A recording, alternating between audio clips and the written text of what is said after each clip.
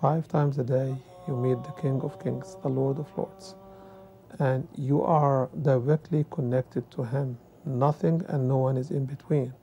What you're about to watch are excerpted videos from the United States Department of Education. These videos are part of the department's Islamic public school teaching program called Access Islam.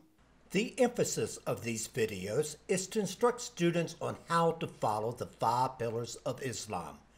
This is the actual worksheet given to students grades 5 through 12 by the U.S. Department of Education. The 5 pillars of Islam include the proclamation of faith, Muslim prayer, fasting, charity, and pilgrimage to Mecca. The videos are used in the public schools alongside student worksheets. These worksheets expect students to answer such questions as what do Muslim prayers sound like? What do the movements look like? And what are some of the things Muslims say during prayer? Students are told to focus on learning about the core duties of Muslims, as well as have the students read about what it means to proclaim the faith or belief as a Muslim. Students are expected not only to learn passages from the Quran, but to explain the meaning of those verses found in the Quran. It is important to note that the U.S. Department of Education offers no similar program for Jews, Christians, Hindus, or any other of the world's major religions, just Islam. Pay particular attention to the language used in these U.S. Department of Education videos. They go beyond the pale of simply educating students on Islam. They clearly fall into the arena of teaching children how to become a good Muslim, how to perform Islamic rituals, and how to be pleasing to Allah. Taken as a whole, the U.S. Department of Education's Access Islam program is nothing more than a Sunday school class on Islam. Take a look. A Muslim would pray 5 times a day. Before we pray, everyone has to make ablution. That is a way of cleansing. A prayer rug is not necessary for prayer. It's only something that you feel cleaner than other pieces that you can pray on. So as you enter the prayer, you say, Allahu Akbar. God is greater. When we say Allahu Akbar and we wave our hands to the back like this, it is symbolically kind of like saying, I am leaving the whole world behind me and I'm coming to you, O God, in submission. The pilgrimage begins in Mecca, millions circling the Kaaba 7 times. You wouldn't do this for no other man. You only do this for Allah. And so you go through this process because you know that you're doing it for Allah, and Allah will reward you for it. According to the Quran, Satan taunted Abraham, telling him to ignore God's commandment to sacrifice his son. Abraham drove Satan away with stones. Muslims reenact Abraham's faithfulness, throwing stones, symbolically, at the many Satans who bedevil their daily lives and threaten society. Did you yourself throw pebbles at the devil? I did. I collected some pebbles at Muzdalifah, and I threw them at the devil. We all have devils, and I did enjoy tossing them and saying, take that, and I'm stronger than you. I'll beat you back. But it's holy. It is holy because it was the first house of worship for the one God. I've never before prayed with 2 to 3 million people all together in unison.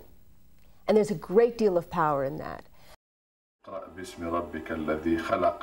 first words revealed to Muhammad, and it says, read or recite in the name of your Lord.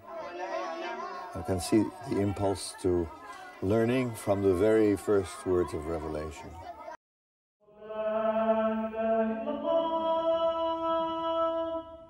The fasting time starts from the dawn to dusk, time of the sunset. If you are not fasting, you are not a complete Muslim. For me, my relationship with God really comes from the Quran. Muslims feel that those are the literal words of God. Whenever I want to be close to God, it's a matter of pulling on that, going to the book, reciting it or hearing it recited. Those intonations really strike a chord in my heart. Allah Akbar. Abdul Alim Mubarak means blessed servant of the All-Knowing. Prophet Muhammad says, Allah's names are beautiful.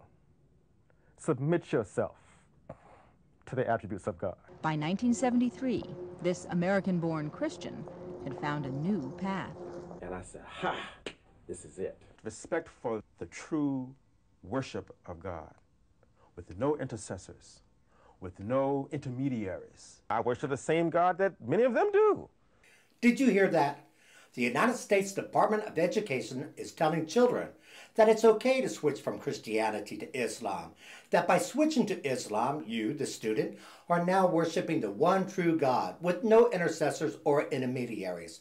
This is a direct slap to Christians who believe that Jesus Christ is their personal intercessor and intermediary to God. And finally, the claim that Muslims worship the same God as Christians. This is absolutely untrue among many Christians who believe Allah is no more than a fabricated invention of a false prophet. But students won't know this by watching these Department of Education videos. As you'll see next, students are told that praying to Allah is nothing short of awesome. When you make your prostrations anywhere in the world, right, you know you're facing the Kaaba, right? But to be right there, right, and you're bowing, and you're making right in front of the Kaaba, right, itself, that is like, it's awesome. It's awesome. It's awesome.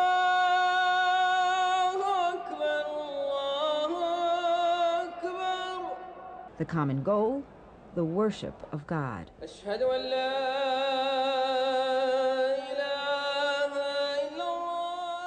world over, Muslims swear there is no God but the one God. This is what's called the ihram. And what happens is these are two pieces of unstitched cloth. So we put these two pieces of cloth on, and you wear nothing else. No underwear, no perfumes, no colognes, no deodorant, no nothing. You go there with your heart wide open, like an empty vessel, okay? And you come back full, just full of the Spirit of God in you. And you come back full.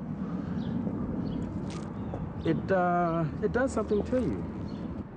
And you begin to cry, and you begin to think about it, and it's just like, it really just affects you in a profound way. Yeah, it's really real.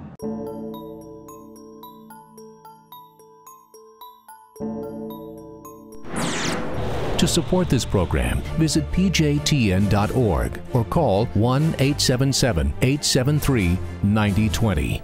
Anti-Semitism has reached epic proportions, and Israel is now surrounded by nations who seek its destruction. For Israel to lose just one battle would mean losing everything. As Christians, it is our biblical responsibility to stand with our Jewish brethren and Israel. PJTN needs your help to reach more Christians with this urgent message. Please visit our website to become a member today and order our award-winning documentaries. You must decide that you won't be silent. Sign up now at pjtn.org. God bless you, and thank you for your support and prayers.